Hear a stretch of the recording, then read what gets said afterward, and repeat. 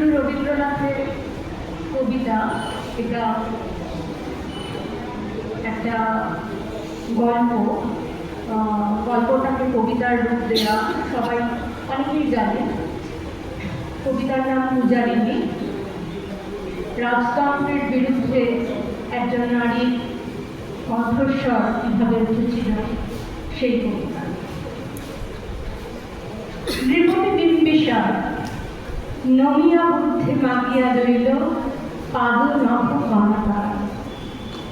স্থাপিলা নিভৃত প্রাসাদ কারণে তাহার উপর রচিলা যতনে অতি অপরূপ শিলাময় স্তূপ শিল্প শোভার সাজ। সন্ধ্যাবেলায় সুখী বাস করি রাজবধূ রাজবালা।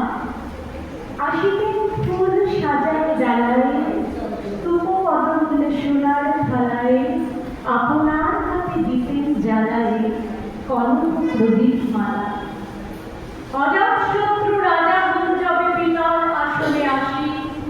পিতার ধর্ম সৈনিকের স্রোতে মুছিয়া ফেলিল রাজপুরী হতে।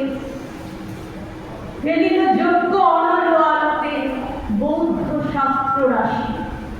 কহিল ডাকিয়া অজাতশত্রু রাজপুর নারী সবে। বেদ ব্রাহ্মণ রাজা ছাড়া আর কিছু নাহি হবে পূজা করিবার। এই কটি কথা যেন মনে সার, ভুলিলে বিপদ হবে। সেদিন শারদ দিবা অবসান, শ্রীমতী নামে সে দাসী। পূর্ণ শীতল শরীরে নাহিয়া পুষ্প প্রদীপ থালায় বাহিয়া। রাজমহিষীর চরণে চাহিয়া নীরবে দাঁড়ালো আসি। শ্রীমতী সভায় মহিষী কহিলা, এ কথা নাহি কি বলে? অজাতশত্রু করেছে রচনা, স্তূপে যে করিবে অর্থ রচনা। শুলের উপরে মরিবে সেজনা অথবা নির্বাসনে। সেটা হতে ফিরে গেল যদি ধীরে বধূ অমিতার ঘরে।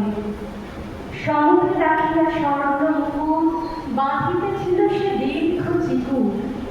আঁকিতেছিল সে যত্নে সিঁদুর সীমন্ত সীমাবনে। শ্রীমতীর এলি বাকি গেল রেখা, কাঁপি গেল তার হাত। কহিল, অবোধ কি সাহস বলে এনেছিস পূজা এখনই যা চলে। কে কোথা দেখিবে ঘটিবে তাহলে বিষম বিপদপাত। অস্ত রবির রশ্মি আধার খোলা জানালার ধারে। কুমারী শুক্লা বসে একাকিনী পড়িতে নীরব কাব্য কাহিনী। চমকে উঠিল শুনে কিঙ্কিনী চাহিয়া দেখিল তারে। শ্রীমতীর হেরি পুঁথি রাখি ঘুমে দ্রুত পদে গেল কাছে। কহে, সাবধানে তার কানে কানে রাজার আদেশ আজ কি না জানি। এমন করে কি মরণের পানে ছুটিয়া চলিতে আছে।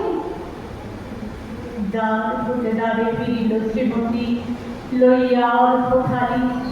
হে পুরবাসিনী সবে রাখি তর, হয়েছে প্রভুর পূজার সময়। শুনি ঘরে ঘরে কেহ পায় ভয়, কেহ দেয় তারে গালি। দিবসের শেষ আলো মিলালো নগর সভ্য পরে। পথ জনহীন আধারে বিলীন কলকোলাহল হয়ে এল ক্ষীণ। আরতি ঘণ্টা ধরিল প্রাচীন রাজদেবালয় ঘরে।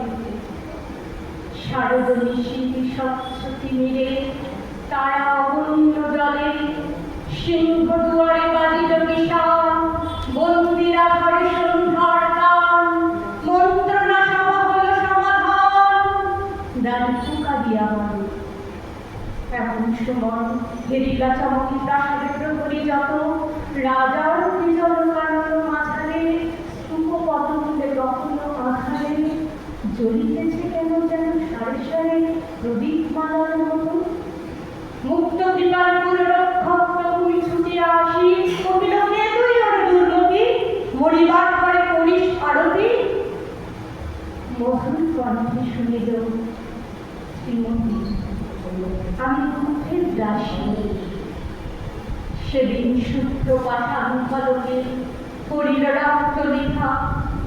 সেদিন শারদ স্বচ্ছ নিশীথে প্রাসাদ নীরবে নিভৃতে স্তূপপদ্মে নিবিড় চকিতে শেষ আরতি শিখা।